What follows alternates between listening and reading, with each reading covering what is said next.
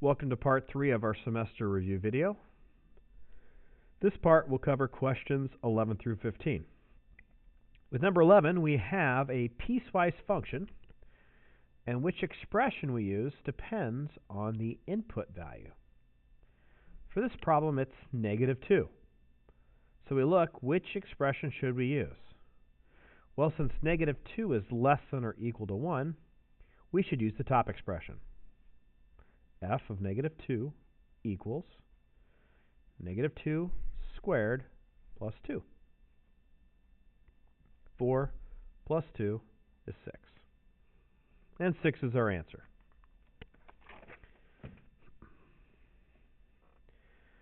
For number 12, we're trying to find the domain of that function. Now, the two main things we're looking for is radicals and denominators.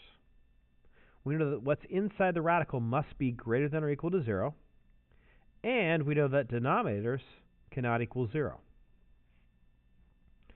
So we'll write what's inside the radical, x squared minus 9, and we're going to set this one greater than 0.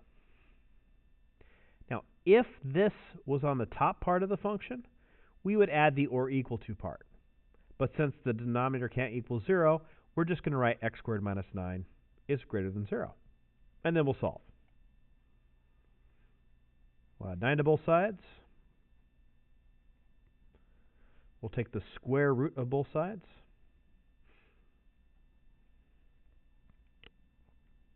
So the absolute value of x is greater than 3. So x is greater than 3, or x is less than -3. And here would be the answer in interval notation.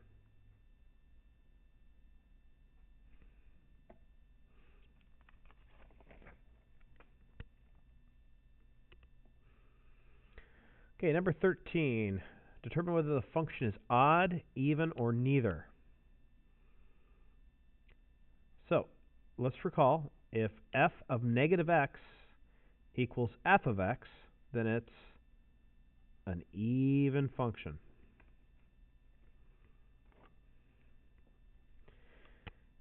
If f of -x is equal to the opposite of f of x, then we know it's odd. Otherwise, the function is neither odd nor even. So we just plug -x in for x.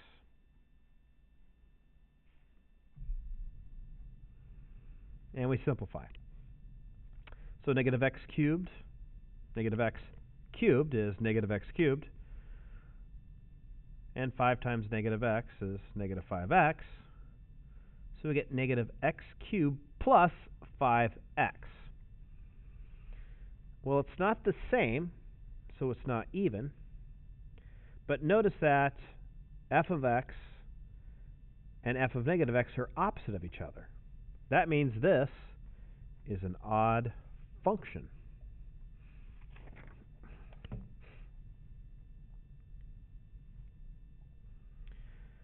Okay, number 14. We wanted to graph the three equations in the same viewing window.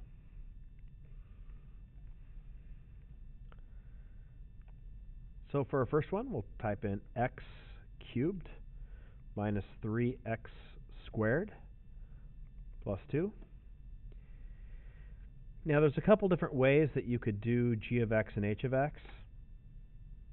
Now, the first one is just the opposite. So I put a negative, then parentheses, and then I go ahead and retype my equation.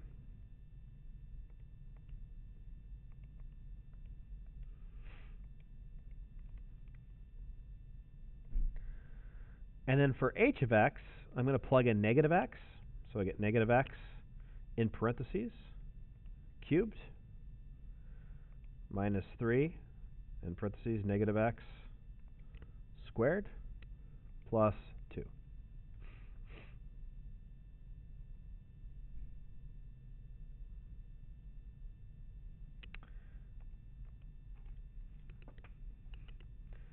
So there's f of x,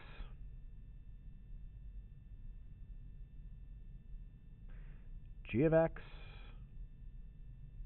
and h of x. Now, it's kind of hard to see what's going on here. So let's go ahead and turn off. I see I made a mistake here. Okay, the graphs didn't look right to me. I inadvertently put a minus 3x squared instead of plus 3x squared. Well, we'll go ahead and fix that. But even without that mistake, it's still going to be kind of difficult to see what's going on. So I'm going to turn off y3 first. So this graph will show you f of x and g of x.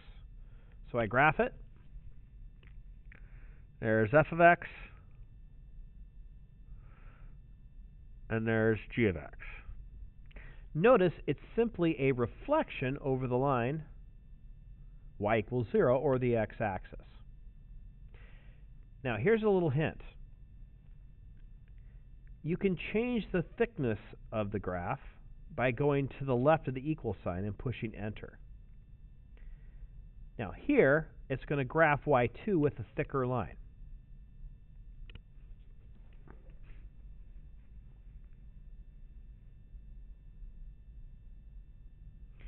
So it's a little easier to see that the two graphs are reflections over the x-axis. Now let's do the same thing for h of x. I'm going to turn off y2 and turn on y3. And let's go ahead and make that thicker again.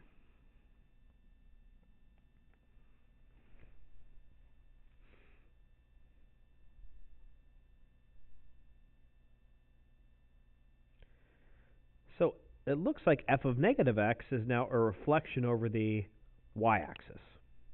And that's the relations of g and h to graph f.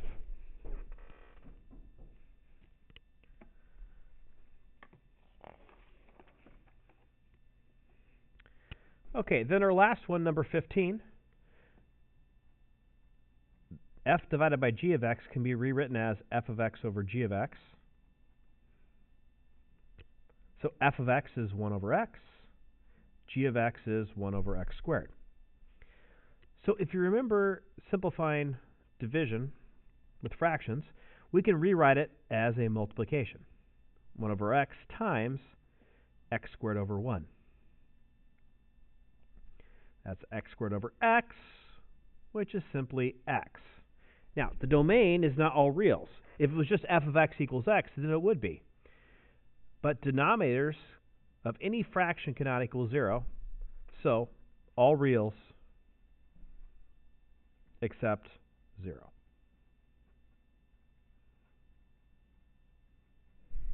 And there's interval notation.